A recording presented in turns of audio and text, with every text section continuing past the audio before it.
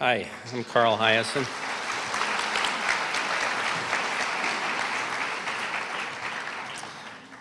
The Freedom of Information Act, or FOIA, is a magical little piece of legislation that allows everyday folks like you and me to access the official files of agencies like the Federal Bureau of Investigation, the Central Intelligence Agency, the military, and other government departments. FOIA is not a magic pill. The government often withholds documents or censors the copies they provide to the public. But the records that people have received from the U.S. government offer a revealing glimpse into the wacky world of government surveillance and the lengths that they will go to monitor the private lives of public figures. Whether we like to admit it or not, we all have secrets. Large or small, they are, for good reason, our own. Writers, artists, and entertainers, believe it or not, have secrets too. And like it or not, celebrities generally get accustomed to the public glare and tabloid reports, watching their every move. But long before there was TMZ and US Weekly, there were the files of the government and law enforcement agencies, maybe the most salacious paparazzi of them all. I'm going to read selected excerpts from some of the files of the artists that were of interest to Uncle Sam. In 1943, the FBI started investigating the comedy duo Abbott and Costello after a woman contacted the agency to report they were using, quote, secret codes in their TV show. Although the FBI decided the informant had invented this code, they continued to watch the pair because, quote, Bud Abbott, the well-known motion picture and TV star, is a collector of pornography and allegedly has 1,500 reels of obscene motion pictures, which he shows in his home where he has a projector of his own. Although Abbott is an alleged collector, and there is not an allegation of interstate transportation of this matter, a case is being opened in this office as a control file to follow and report to the Bureau information coming to the attention of this office.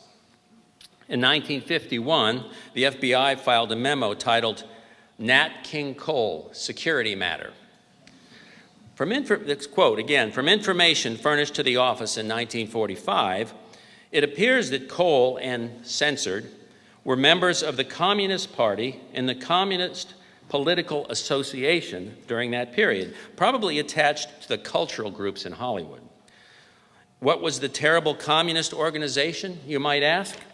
Quote, a confidential informant of known reliability advised in August 1949 that King Cole was a member of the music division of the Southern California chapter of the Arts, Sciences, and Professions Council.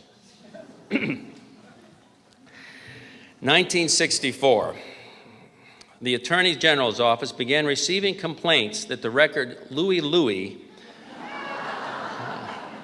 by the Kingsmen contained obscene lyrics. I get to recite some of those for you. The FBI was immediately on the case. A few FBI agents decided to decipher the hard-to-understand lyrics themselves.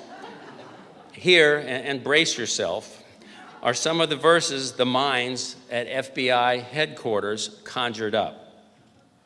I can't do justice to the song without the music, but if you'll remember the song, and who doesn't, here's how it went, according to the FBI.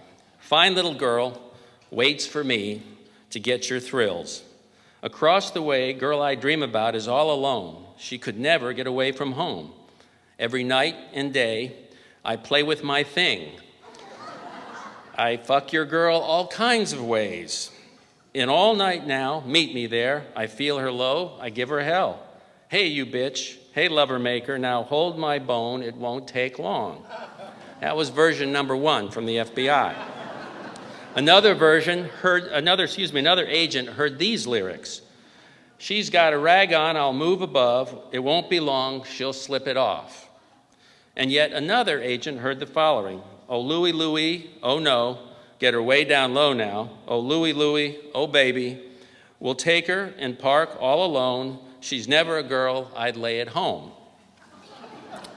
The FBI went so far as to interrogate 2 members of the Kingsmen who swore their lyrics weren't dirty.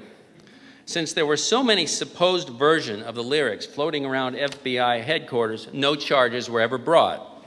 The controversy did, however, spark album sales.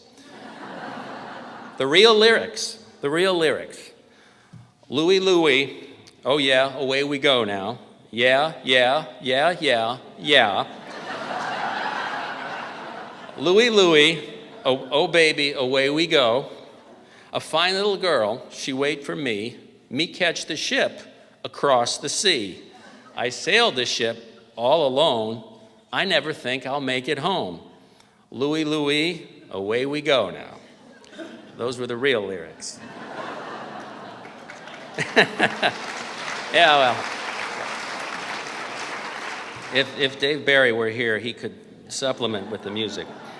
In 1971, the FBI started to receive complaints about the subversive nature of the television show Laugh-In. In an ironic twist, an FBI agent filed the following report about the show. Quote, during captioned show, a skit was performed using various regular members of the show's cast.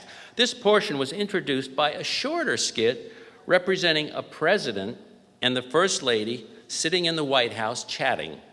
Between them was a large vase of flowers.